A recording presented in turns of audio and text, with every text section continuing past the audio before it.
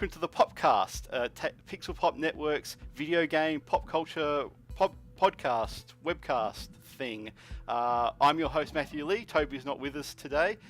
He's he's transitioning into a beautiful cyber unicorn at the moment. I do have a guest though. With me is internet taste sensation, Jacob Janerka. Jacob, thanks for joining me. No, thank you for having me. I'm very honoured to be here. No, thanks for coming. Like your Twitter says, you're very busy at the moment. You have moved to Melbourne. From Western Australia. I've done the typical Perth thing, unfortunately. I've bowed down to societal pressures of being a West Australian. Okay, all right. Well, fair enough. So is this for a specific purpose, or is this more just to further your existing game dev career, or? It's a combination of a bunch of things. Like, one, I had an opportunity to move here. Someone offered me a room. But then also it's a thriving community here. Yeah. And, it's fun to move to a new city and enjoy the new things while it is. That's pretty much it. Change of scenery, hopefully get some work, get some money in, some cash flow. That's important. Well, it's mostly the brunches, I guess. Brunches are very famous in Melbourne, and cheap coffee. Yeah, well, that's it. Isn't it all about, in Melbourne, it's all about the laneway coffee, isn't it? That's what's going on there. Apparently it's of very high standards. I've only been here for a few days, so I had to test that theory. You just got to acclimatise.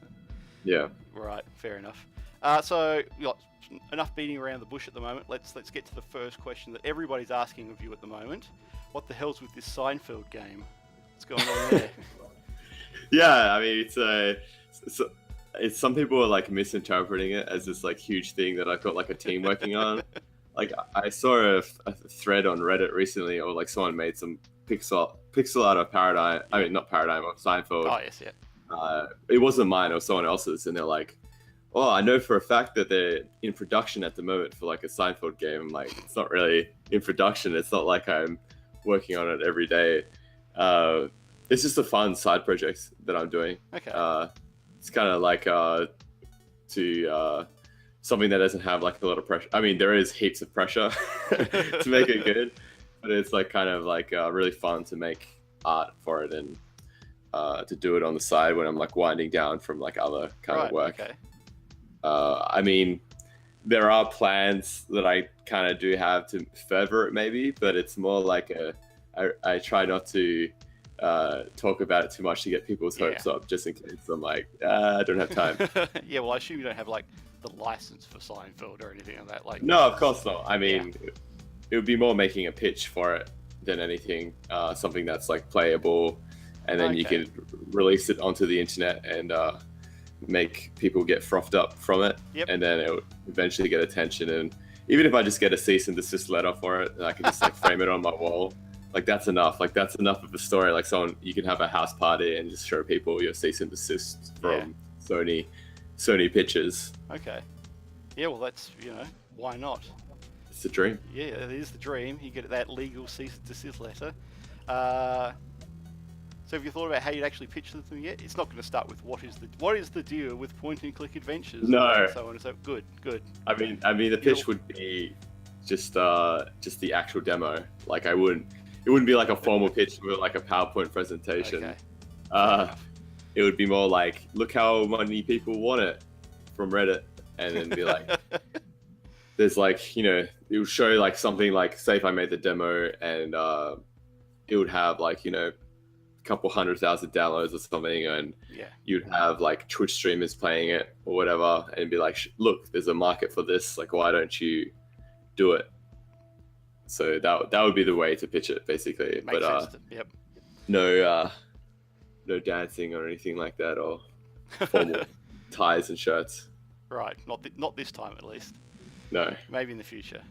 Oh, jeez. Someone broke my door and window. Igorski, why do I even have you in here? You've been drinking again, haven't you? God damn it, you're so hideously cute. I could never stay mad at you. Let's have a little bit of a chat then about the game that you're most well known for, probably because it's, as far as I know, it's your only commercially released game, I should say. Yeah. Paradigm? What's that?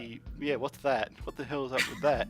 So let's cast your mind back a number of years now, however many number it was when you started this. Where does this whole thing come from? Like, it seems like such a strange project that it must have some sort of kernel somewhere. It's not just something you just do impromptu. Yeah, it's something that just developed over a long time. Like, unfortunately, when people ask me this question, it's like not some super interesting, inspirational story. Yeah. As some people think it is. Like, pretty much every reviewer refers to that I've taken drugs. I didn't take any drugs to make this game. It was all done stone cold sober. That's probably even scarier. Like, yeah, someone actually mentioned that recently. That's like, it's more of a problem that you think of that regularly. Yeah. It's proof that you have some sort of brain damage. It could be. I always joke that I will end up dying of like brain cancer with tumors in my head, like from making the game. Yeah, like originally it was like a 2D side scroller. Like, I did the typical thing and I watched Indie Game the movie. Yep.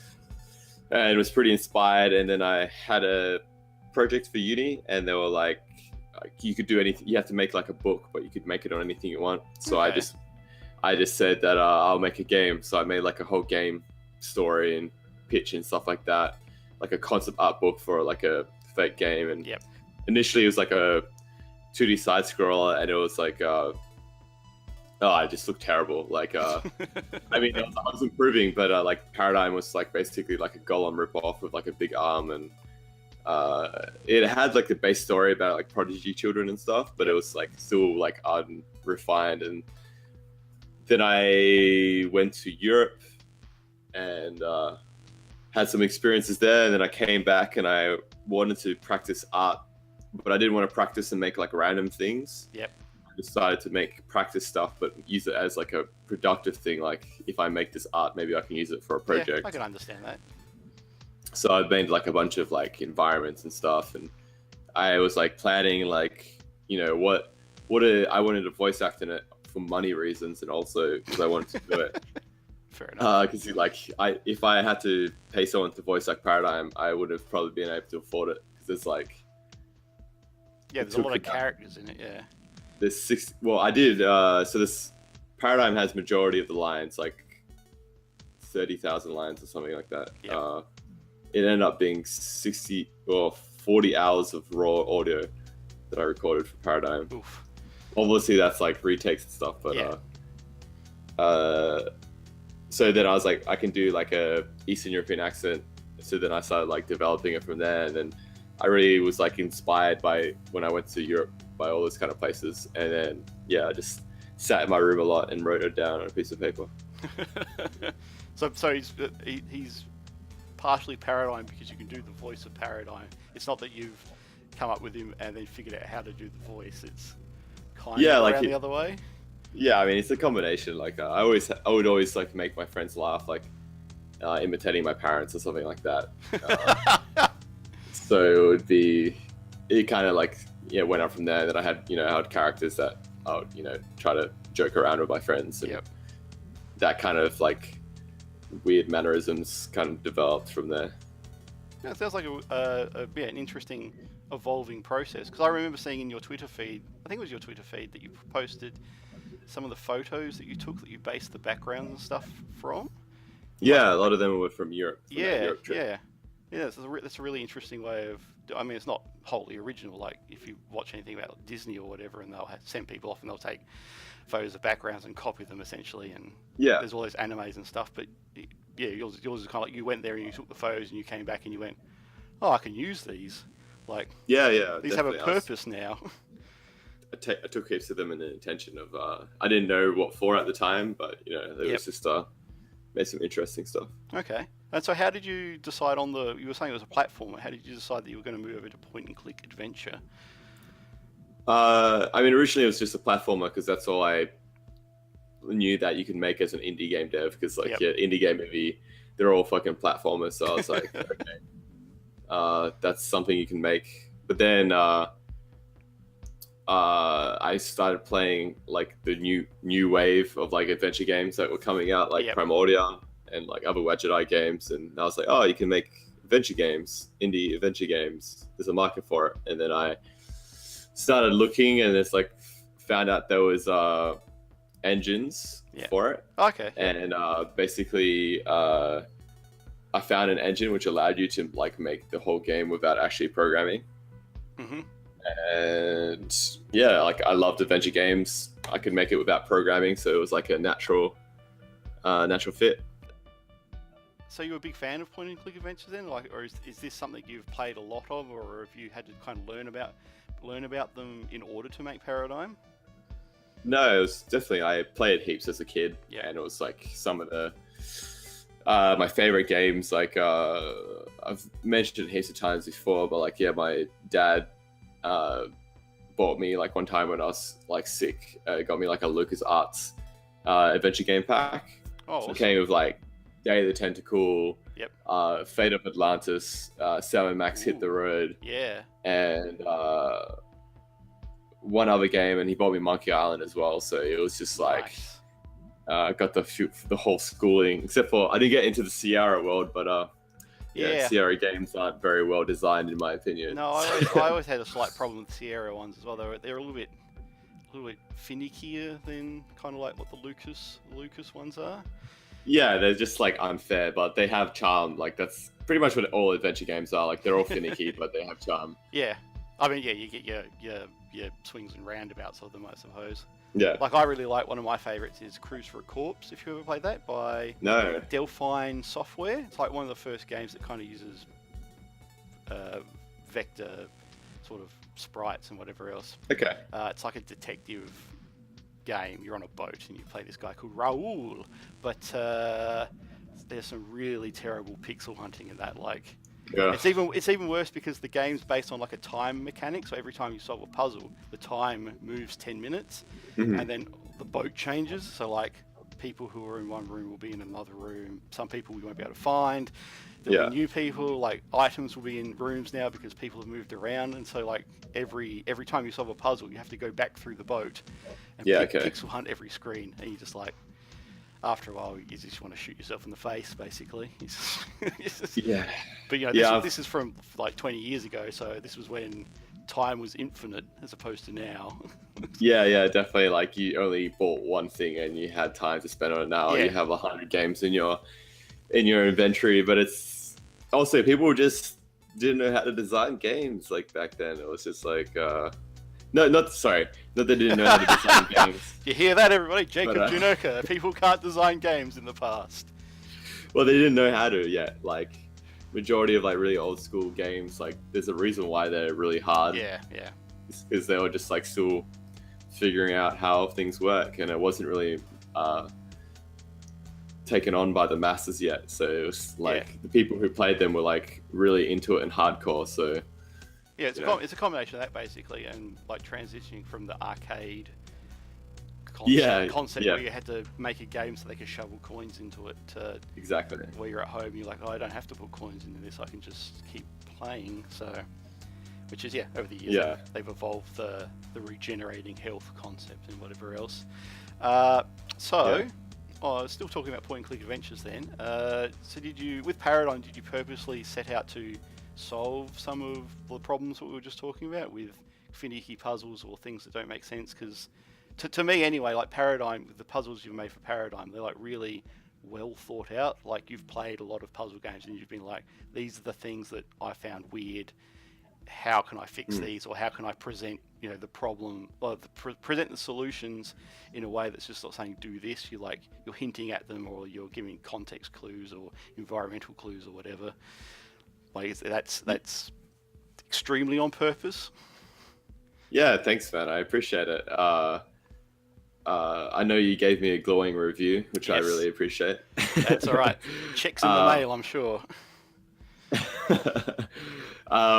It's one of those things which is like, I definitely did intend to make the game well thought out and designed in such a way that it's just not frustrating.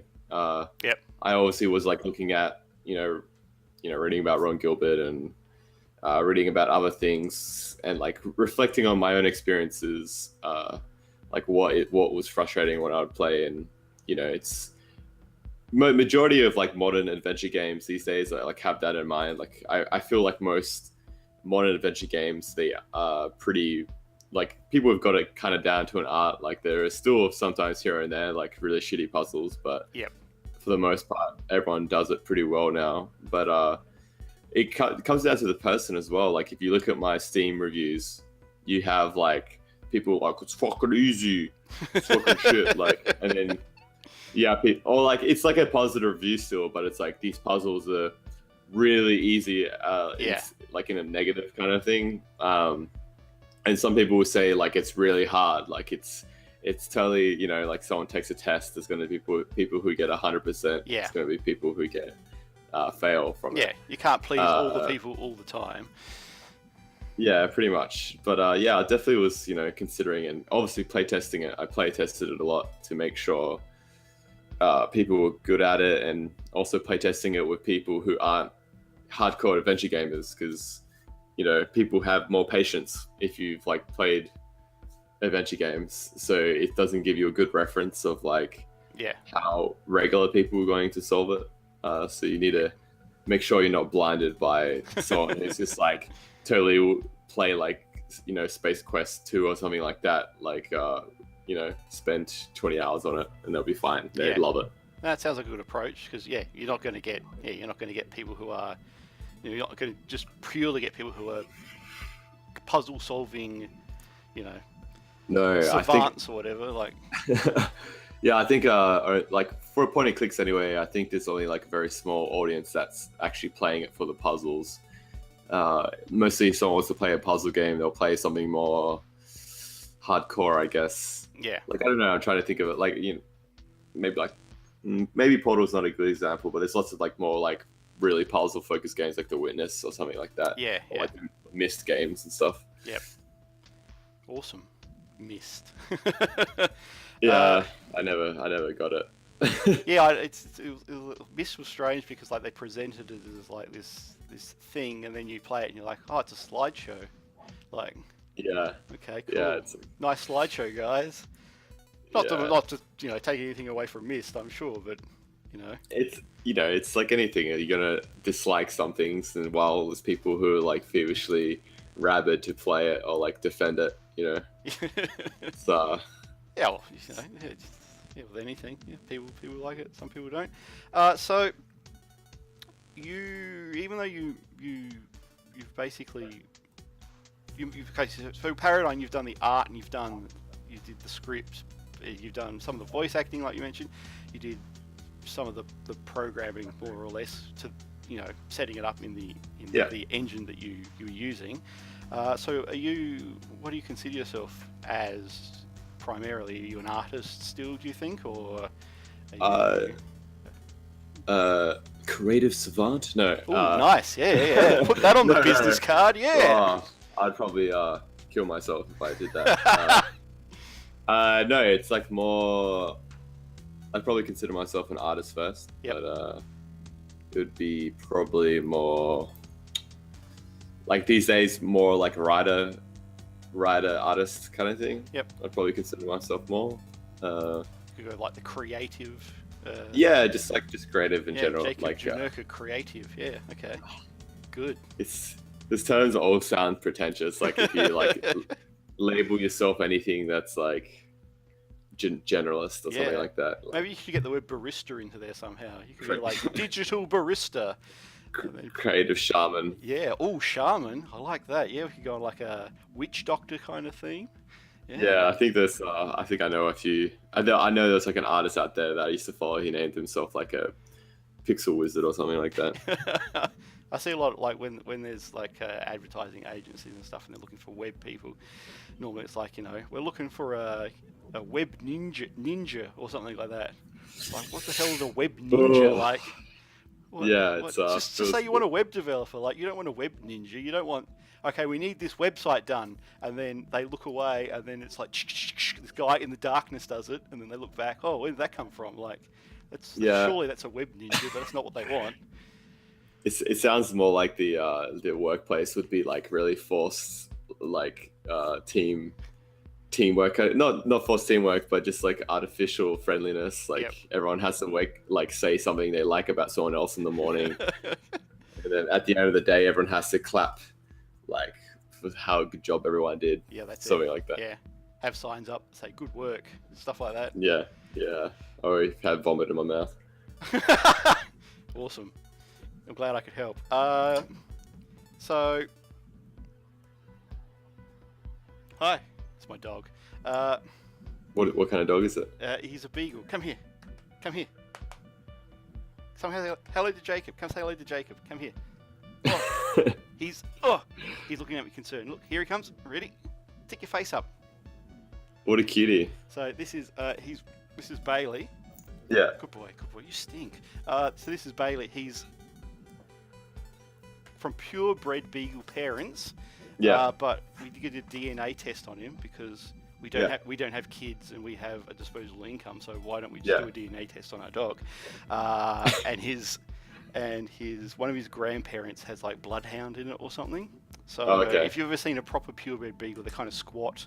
They have a slightly shorter face, but he's got like really long legs, longer snout and everything. And he's got a slightly different beagle temperament, or different temperament to a regular beagle. So, we didn't know that where we got him as a puppy, but that's what we ended up with. So that's our disposable income for you. Yep, that's it. Us millennials or pseudo millennials spend money on dogs. Does he have a room for himself or her? No, he doesn't. He sleeps wherever he wants. Normally just on the couch, or he's got a bed next to our bed. He'll sleep there. Very nice. And the cat will sleep in the other spare room because he tries to stay away from the cat. So he's terrified of the cat because of our old cat when it jumped on him. That was terrifying. It's terrifying for the poor beagle. Okay, where were we up to? Blah blah blah blah blah. We're talking about you, weren't you? We're talking about whether what kind of person you were. You're an artist primarily, you think? No, let's talk about you and hopes and dreams and. Yeah, that's it. Lie down on the couch. What your social security number, show me on the passport number. Show me on the credit doll card number. where the commercial the game developer touched you. Yeah, that's it.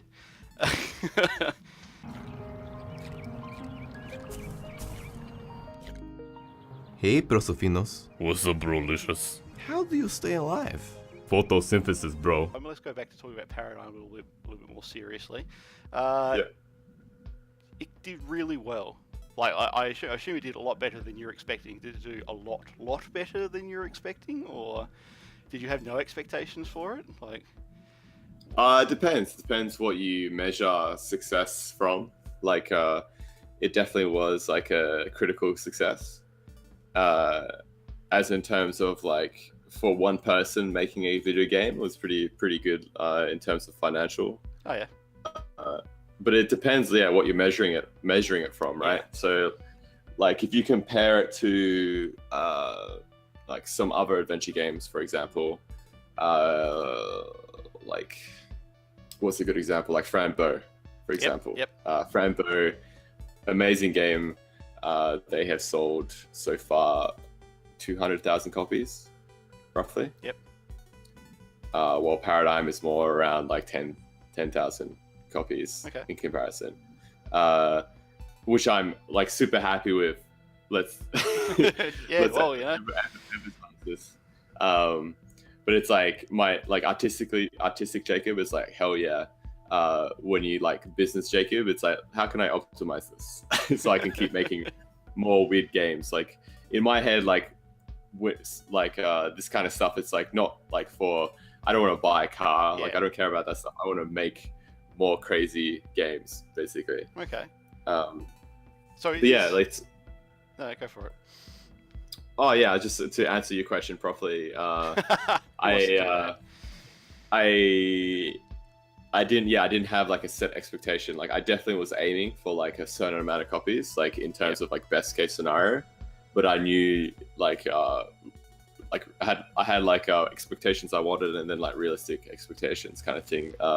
In terms of like critically, it completely surpassed it critically. I was just shocked about how many people liked it, to be honest. Well, see, I played the demo you had at PAX. Was it 2016, 2017, 2016? You had in the PAX Rising bit. Yeah. I played it in there. Like that was that first kind of intro tutorial bit, and even that I was just kind of like, this is amazing. Like, what's going on here? Thank you so much. It's so perplexing, but I like being perplexed. So I can see why it's done really well. But you were talking about, well, you mentioned your business Jacob and your artist Jacob. Yeah. Where they kind of meet, is that where you're coming up with these ideas of putting trailers for Paradigm on? Was it PornHub and yeah? Sort of like you made a bot for him, like a spam bot for Paradigm as well. Yeah. There's business Jacob, but then there's irresponsible business Jacob too. Like obviously, like I'll be thinking about marketing kind of stuff like all the time, because the reality is that if you aren't thinking about marketing and your target audience or whatever, you just won't be able to make more stuff. Yeah. So you want to be keeping like, some people will be like, oh, you got to be like fully artistic and like not sell out. It's like, well, you do need to sell. Yeah, but I like eating. I mean, if you look at my game, you can tell that I didn't really sell out. Like like the main character is like the ugliest character in gaming. So yeah, well, that's true. Yeah. I don't know if that was the correct business decision. It probably put off a lot of people. Yeah, well, I can imagine he'd be hard to sell like a body pillow of or whatever. Imagine that. Well, people do want it. Like, after playing the game, it's one of those things like some things that have value and they have like something behind it. Like if you look at a lot of like TV shows or like cartoons or like Adult Swim, they'll have like really ugly characters, but because they have a special place in your heart because you watched the show, you want it. Like otherwise you wouldn't buy this character with big tumors on his head, but if it's because you have like a special connection after playing the game, you will. That's true. I do like with the Paradigm character himself. What is with the tumor? Where does that? Is that is that a solution to the problem of, because basically tumor in the game it acts as your hint system. Yeah. So is that basically you were like, how do I include a hint system? I'll just stick it on his head, or it's around the other way? Other way. That just came later because I needed a hint system. So I was like, how can I make? After I played what is the game? It's a really good game actually. It's called Wind Hand or something like that. It's about like a character in like a special fantasy world with like has like wind priests. Okay. No, that doesn't sound familiar. It's not Whispered World. It's like something. It starts with W. Okay. Anyway, it had edit in over the top afterwards, Mr. Black. Yeah, just don't make me say anything like offensive. That's really the main thing. I'm just gonna get an article on IGN because I said something like extremely offensive. Anyway, I have to say if it's so it came after the hint system, because I just you don't want just a UI just says hint system like a question mark. Yeah. You want to implement it into the lore, so it's like better. Yes. But the character was just, I really liked post-apocalyptic stuff, and I liked the mutant aesthetic of like mutant characters in general. So really it just came down to like thumbnails. Like when you're drawing thumbnails, you want to create like the most interesting silhouette, and of course like tumors create an interesting silhouette. So that's kind of like how it came about, because I wanted a really interesting shape for the character. So like character shape is like instantly recognizable if you've seen them before. Yes, it's easy to pick out from like any angle. You can tell that it's like Paradigm. Basically, that's like kind of any cornerstone of any good character design. Like if you look at any good character design, if that's Pixar or like any anime, especially anime is like the biggest best example of characters who have their silhouettes, especially with the hair and like random shit that pokes out of them. That's just so it's like easier to recognize it from a distance, Yeah. kind of thing, you know.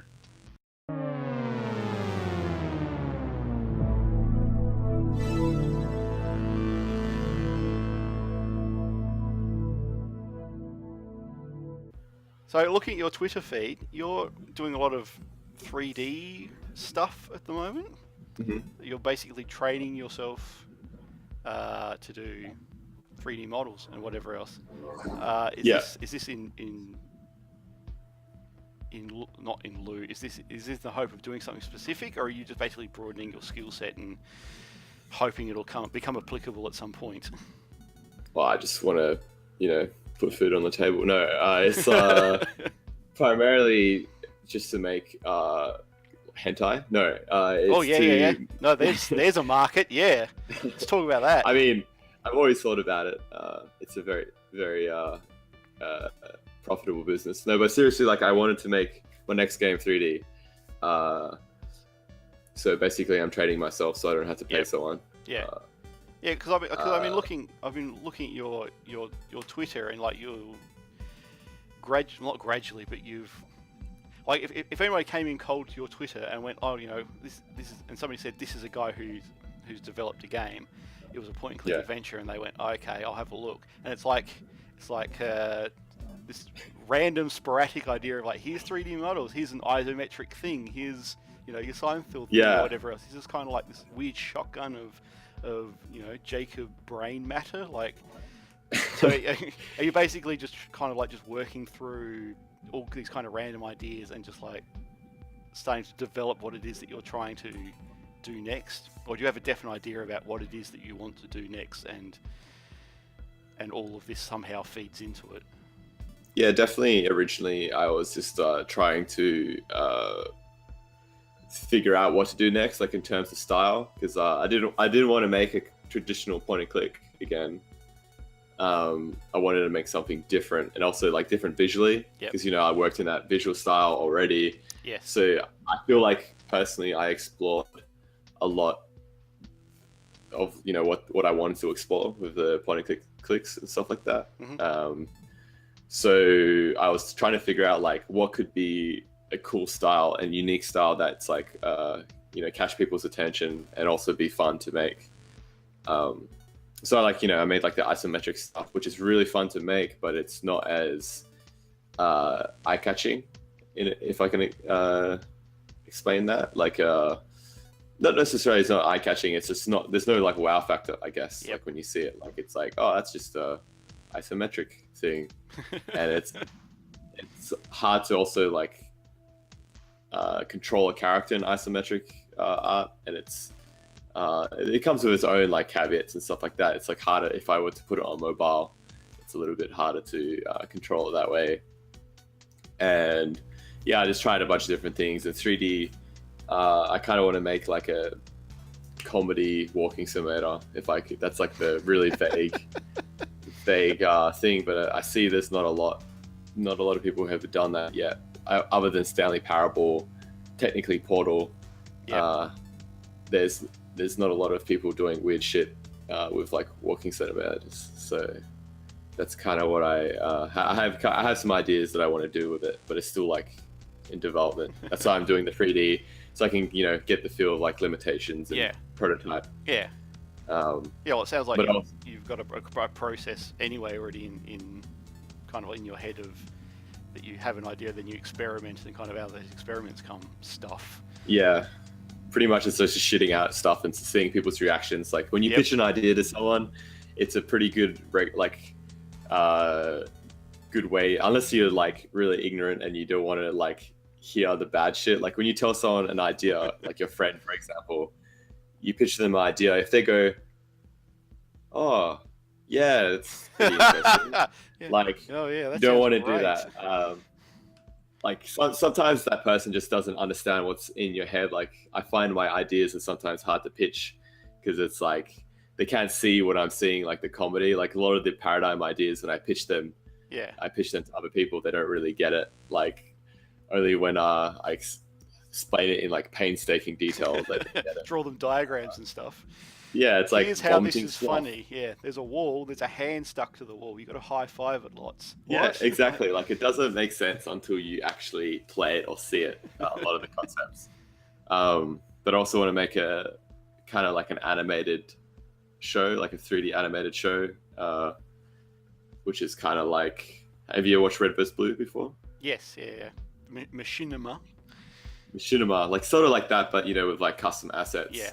And it done in such a way that, like a lot of 3D TV shows kind of look gross because they try to be like an anime or a movie. Like it still feels like uncanny valley. Like I have some ideas to make it look that like weird. Doesn't feel weird when you watch it.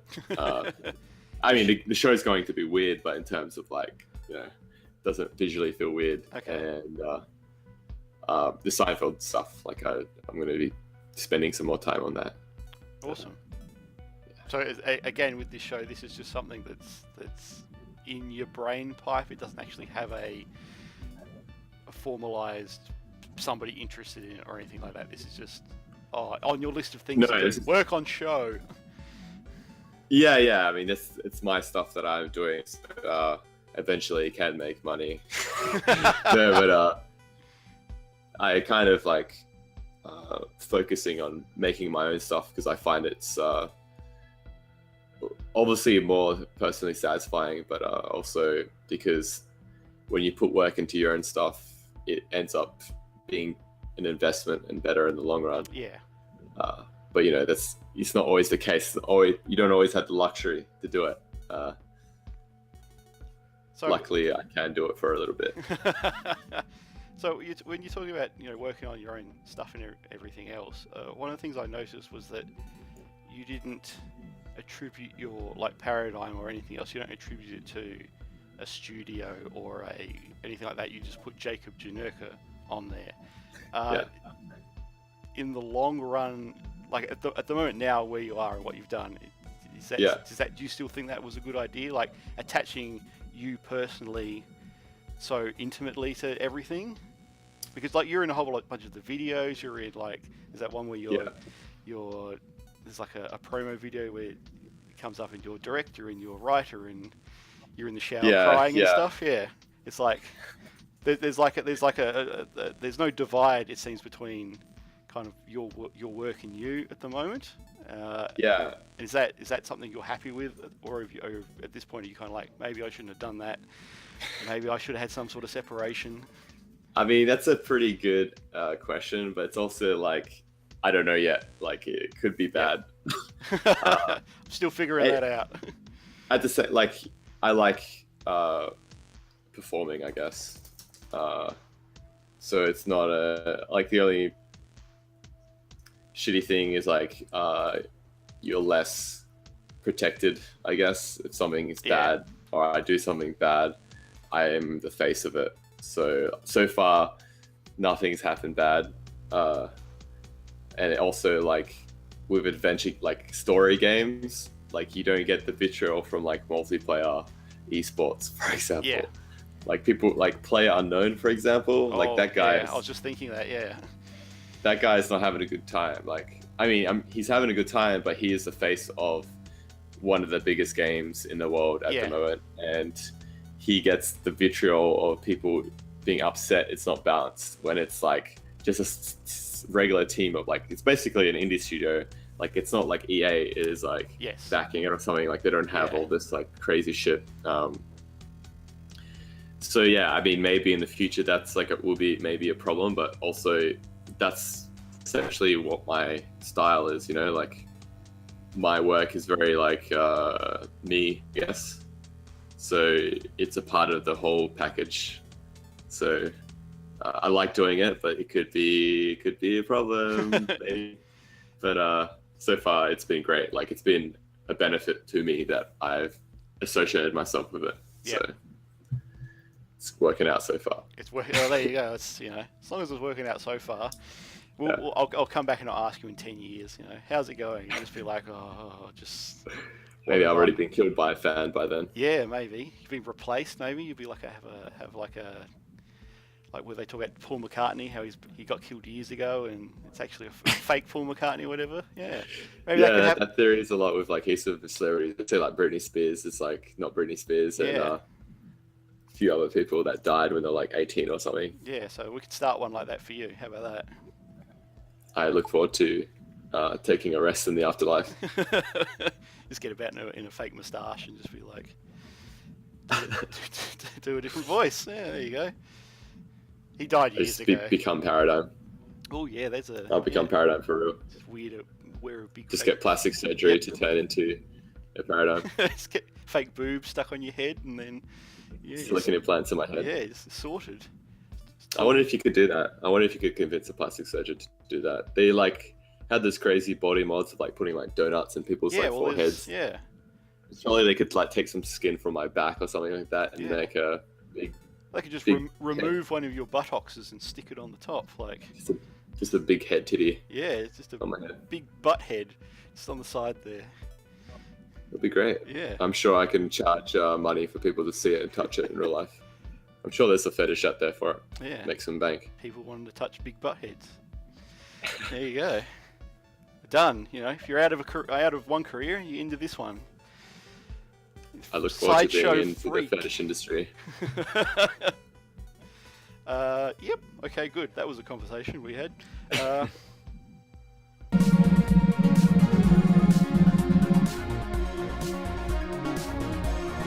Paradigm won the...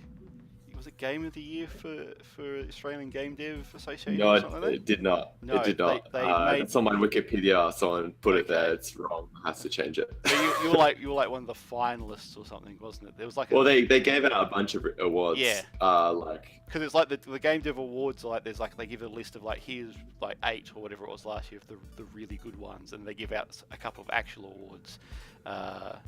Well, basically how it worked was that they had 16 nominations that got into like it had like 100 people went in, and then they had like nominations. Yep. And then they picked like 8 awards away.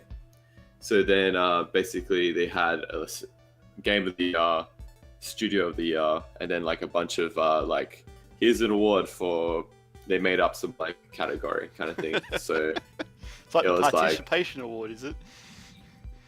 I don't want to call like, yeah, maybe it's I mean it's more like 8 out of 100. Okay. You are like the top 8 kind of thing. Someone just came and gave you a pat on the back. Good work. Try harder next time. Yeah, it's awards are a strange beast. Yeah, well, so with the awards like the not awards in this case, does that actually mean anything? Does that translate to anything for you, or is that just basically like just a pat on the back and you're kind of like thanks, like? Yeah, I don't. Great. I don't want to. I want to emphasize I'm not poo-pooing the awards. You don't want to just besmirch the good name of participation awards. It's not a participation award. I'm calling it a participation award. Damn it. Yeah, no, it's more like recognition among your peers. Yeah. I guess. So it's like I think a lot of people didn't know who I was, and then they saw me on stage. So it's like people recognize you, but you also feel like an asshole when you're walking around the awards night with an award because you have to hold it the whole night. So you just like, hey there, do you know who I am? I was the guy up there who won this award. Did you win an award? It's that game I made where I did the funny voices. Yeah, so yeah, it was a wonderful night, and got lots of beer and food. I enjoyed it. Oh, at least you got a feed. That's the main thing. Yeah. That's an award in unto itself. Definitely. A proper feed. Yeah. Okay. So, what does Jacob Janerka do apart from developing Paradigm, mucking about in 3D and whatever else? What are you doing for? Like, are you playing other games? Like, what kinds of other games are you playing? Yeah, I just like to put a plastic bag over my head and hyperventilate. Yep. And while masturbating. Yeah. Yeah. No, that's more like I prefer the belt around the neck. Oh yeah, okay. David Carradine style. Yeah. Staring at a wall is also good, but it's yeah. I mean, all sorts of stuff. Like I'm pretty interested in a lot of different things, but my whole life was just Paradigm for a little while there. Yep. Yeah, I mean, I play other games, watch a lot of movies, TV shows, draw, see friends, typical answer. But in terms of like, other hobbies, I go to the gym, like I ride my bike. But yeah, generally most of my time is taken up from doing creative stuff and reading and stuff like that. Oh, good. Yeah, okay, cool. He has a life, everybody. There you go. I have a life. A life. At least now I do. Now I have a life. Now you have a life. Okay. Oh, okay. Yeah. Now the paradigm's over. Because you Yeah. had. Now, was this an actual thing, or was this just something that you kind of like a concept you put together and just said that you had like a chair that was weight activated to webcam or whatever it was that whenever. Yeah, it was definitely true. Yeah, I did Okay. it. Yeah. It had a website that told me if I was sitting down working on the game. And it had a camera wasn't live, but I would upload the time lapse. Yep. And it ended up being more trouble than it's worth. I was So, about like, to say sounds like a really effective use of your time. it was actually really good for productivity, to be honest. Like I worked a lot harder and I got a lot done. Yep. But the problem is at the end of the day I had to get all the images off the SD card and then put them in the GoPro software and make the time lapse. Okay. And the software is like GoPro software is like the worst fucking software in the world, and it just keep crashing every time. So the way it would work is like I'd sit down on the chair and it was connected to my laptop, which I'm using now, and then it had a keylog software. So basically it was like a USB controller that I'd sit on, activate that, and then it would send a macro to the laptop that would open up remote control of the GoPro. And then it would also send a tweet which updated the website. And when I sat off it, it did the opposite. Yep.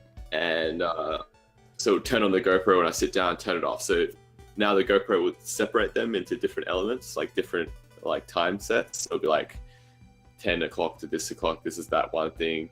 And yeah, it would just keep freezing, and I had to put it together, and it would take like 2 hours every day to organize it, because it would keep crashing, and it was just a nightmare. So I was like, I can't, this is just not, I'm taking 2 hours of my life doing it. But to get pictures of you sitting down.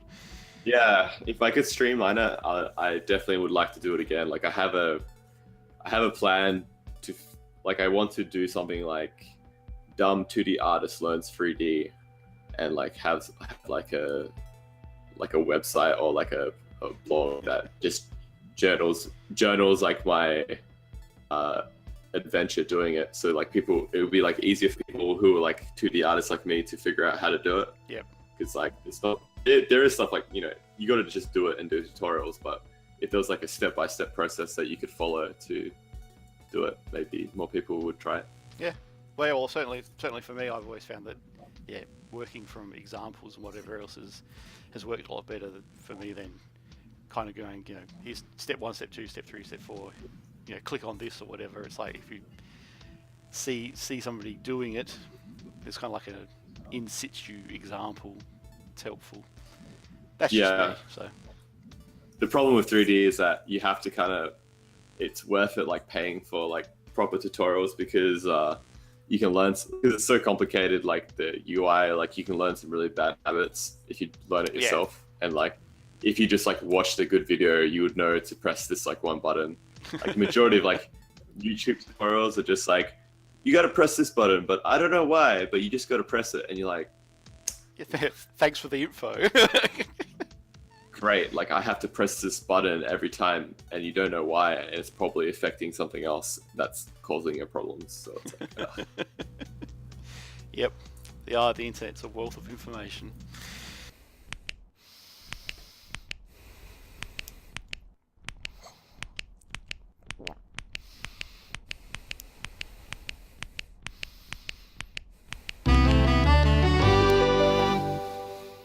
I've been trying to come up with what my last question is going to be for our guests and stuff. The first time we did one, my last question was about dogs. The last one we just did, my last question was actually pitch to the game developer.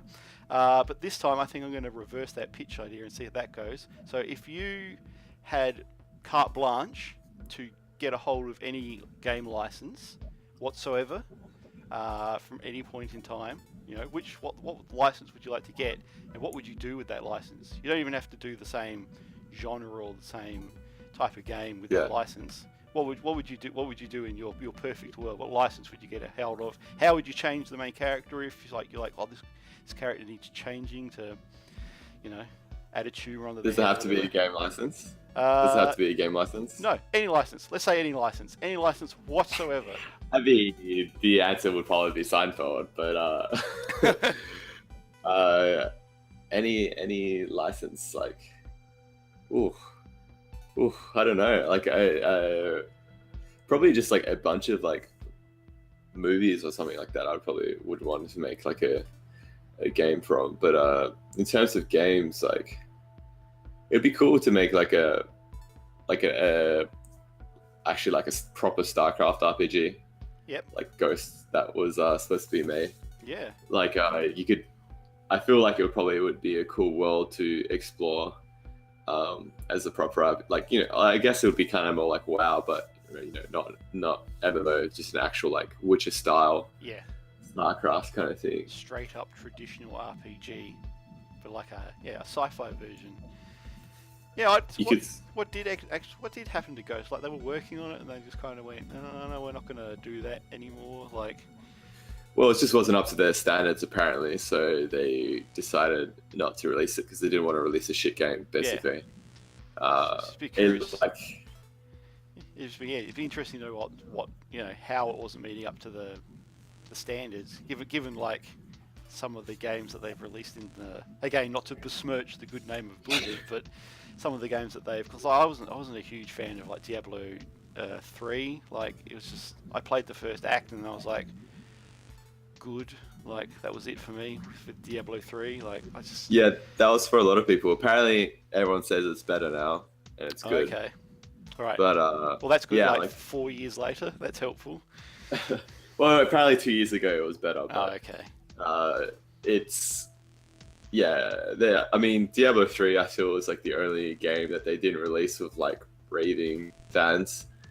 Like, they released Overwatch. And like, I mean, WoW's, I mean, if you count the expansions, like, people aren't that happy with the expansions. But yeah, I just imagine, like, cause the Overwatch seems to be originally an MMO, but they completely changed it. Yeah, I get that impression from it as well. Yeah, that because Overwatch is strange because like they've built this kind of world for it, and then they're just kind of like, forget about all that. Like, it's there, but they'll like do those comics or whatever else. It's like, that's how we'll address it, and we'll just take our characters and we'll make them shoot each other, and that's that's fine. But even something like Team Fortress has a little bit of a story to it, like. Well, that's the beauty. I mean, Overwatch has a story, like a lore, like, but there's no really lore for them to be fighting, I guess. Yeah. But, well, that's it. There's no context for the Overwatch game itself. Like, you can, if you took all those elements and you put it into something else, you'd have a game that has, a story. But does Team Fortress really have like a context? Like, they're still just like Team Fortress 2 does. Like, you've got the voiceover person that's like, kind of talking about invading other companies or whatever else, or moving the bomb along, and like there's like just the world that they built for each level has a kind of like a characteristic to it that tells a story to it. I mean, there's some of that in Overwatch, but like I don't find that as much. Like, it's just, they're kind of like, this is an Egypt level, this is Australian level. Yeah, this is an Australian level. Mostly, I think one of the main problems I have with Overwatch is, the Overwatch logo, where it's that. To me, it looks like two hands high-fiving. They're like, yeah. And I just. They ruined this for me. Yeah, I'm just kind of like, I just expect a game where you just run around, you're trying to high-five everybody. Like, it's like, yeah. 5 points. Yeah, 10 points. Like a whole bunch of cool high fives. There you go. Yeah, it's like yeah, I think Blizzard. In my opinion, like Overwatch, like really hit it out the park with Overwatch. I never played it, but in terms of associating so much story and like characters into their story, like it just got a lot of like non-hardcore players to play their game. It's like, you know, so many people play it because they just like the characters. Like I want to play it more than I've played PUBG because my friends play it, but I want to play Overwatch more because it looks cooler, like to me. Oh yeah, it's got its good points, that's for sure. But yeah, like because I'm a bit of a writer, so you might have noticed. Yeah. But I'm interested in, you know, things being couched in stories and all that kind of stuff. So it's just kind of like you don't get that with Overwatch. They have their backstories, and there's kind of like, but nothing you're given kind of meshes or whatever else, which is like one of the you know, to pull everything back in like full circle which is why I kind of like Paradigm and that kind of thing, because you built a world and you have your characters that inhabit it, and you know they're part of the world, and you know it's not just like there's characters and they're in a place. It's all one thing. Yeah, thanks, man. Yeah, I did try to like I try to make everything a part of it. Like I mean, I was lucky that my setting allowed me to do such crazy shit that it made sense. But yeah, but you approached the setting with like that in mind. I assume you were just like, I can build the framework, and then I can just add all this other stuff that will, even though it's kind of like super random, at least it makes sense contextually in the rest of the story. It does, So you've built a framework that allows for baffling shit. Like, yeah, exactly. Yeah, I'm trying to do that for my next project. Like trying to think of like frameworks for that. It's like part of me wants to go post-apocalyptic again, just a different setting. But I'm like, well, I don't know if I can do that again. That's it. You don't want to like, you know, get yourself wedged down a niche. Everyone will just be like, oh yeah, Jacob, he just does post-apocalyptic stuff. Well, it's not even post-apocalyptic in like, you know, honestly, like the joke was that Eastern Europe is like stuck in the time back in the 80s. So I just put post-apocalyptic in the marketing because it's easier to explain. Like, I can't be just like, by the way, it's kind of like Eastern Europe, but it's at this time. It's like no one's gonna listen. You just say post-apocalyptic, and it'll just get people interested. They kind of get that. Yes. Yeah. Well, I can assume it would be like slightly harder to say. Yeah. The settings are.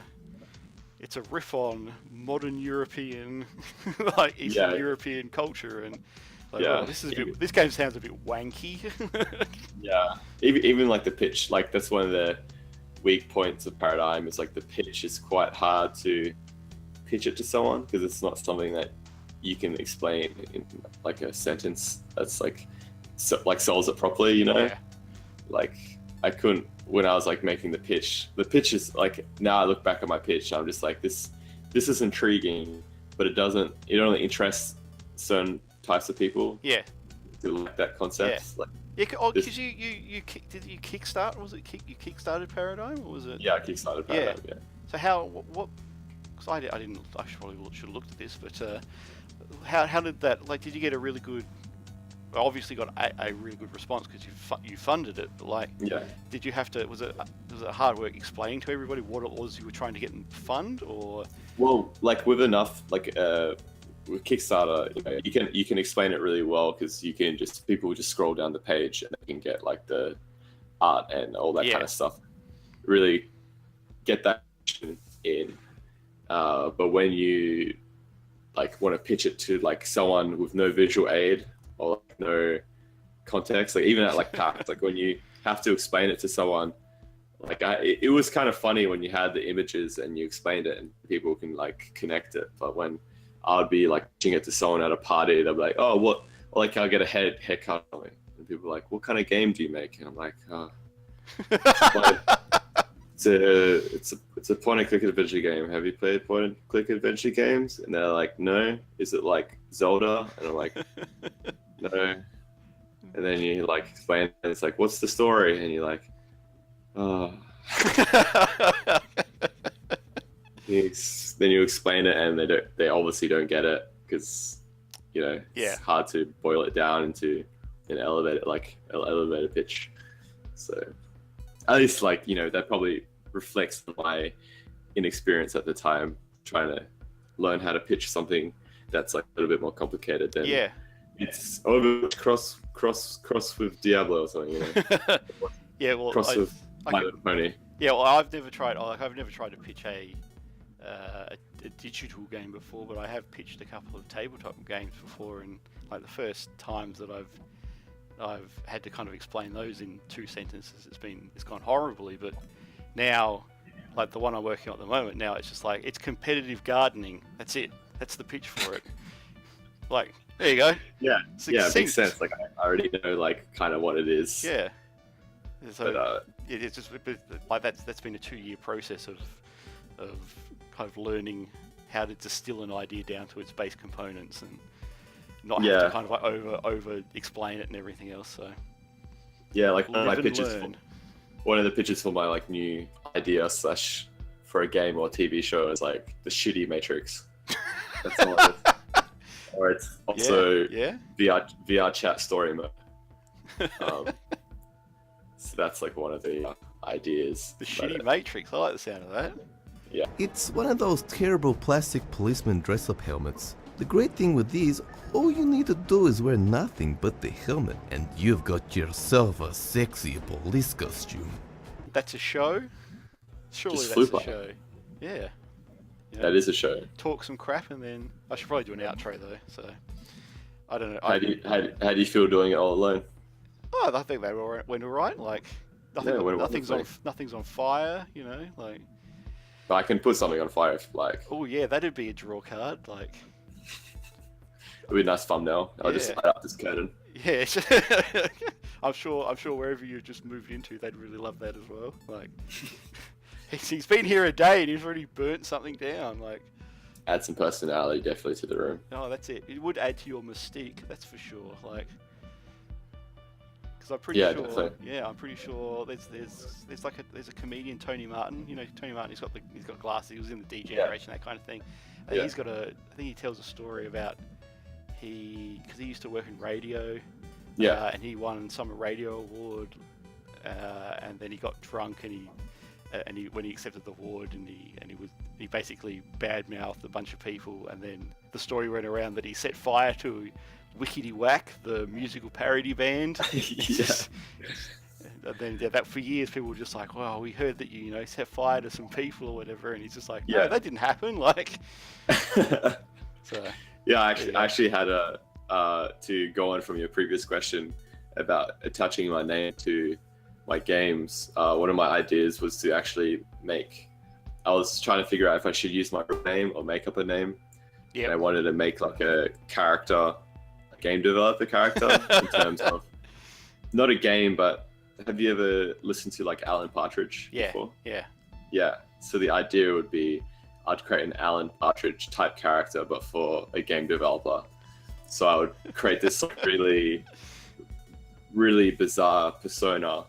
I already developed kind of like a bizarre persona from like the Kickstarter, like the turtleneck shit, but like take it like full circle. Like I'll like make a video of me like renting like a Lamborghini or something, and just do crazy art house bullshit to make it seem like I'm this like really quirky guy. Yep. And then I'll have like an interview like this where I'm just like a normal. It's like a Joji Pink guy. Do you know who Pink guy is? Yes, vaguely. See, I'm slightly old, so probably what you're describing is like Norman Gunston or. It's like a dumb internet meme thing. Okay. And he's like my age, maybe even younger, and I made this like character Pink guy who's just really obnoxious, like loud. There was a good word for it. Someone described it. It's like alternative comedy, basically, like really good alternative comedy. Okay. Like anti-comedy almost. And he's like distancing himself from it and doing music, kind of thing. Okay. Well, there you go. Well, yeah, well, maybe you should have done that. Then you could have had a career in music as well. No, that's the only thing I can't do. Oh. I like music a lot, but I just don't have the passion to make it. We're not going to see like a Paradigm spoken word album or whatever, like those William Shatner albums. Well, I did have an idea to Oh, here we go. make like a. I mean, that's technically what the director's commentary is. Oh, it's But true. I was thinking about making like a audiobook of Paradigm, like I don't know, maybe like an hour-long audiobook that I'd sell for like $1 or something like that. And it's just like Paradigm just talking his memoirs or something like that. Yeah, that sounds pretty good. Yeah, I don't see why not. Let's get some Yeah. some smooth jazz underneath it or whatever, and Exactly. yeah, that'd be great. I guess this is goodbye, Paradigm. Oh jeez.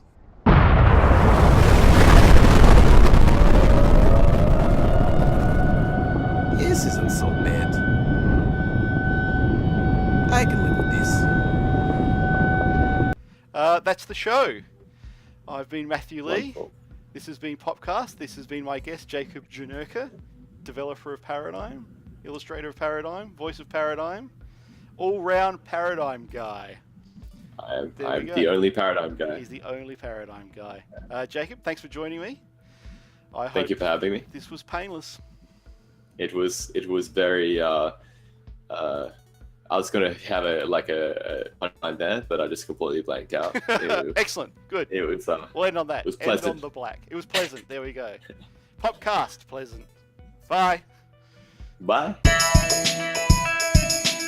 Subscribe to the Pixel Pop Network website and YouTube channel for more content on video games and pop culture. If you like what we're doing, why not support us on Patreon?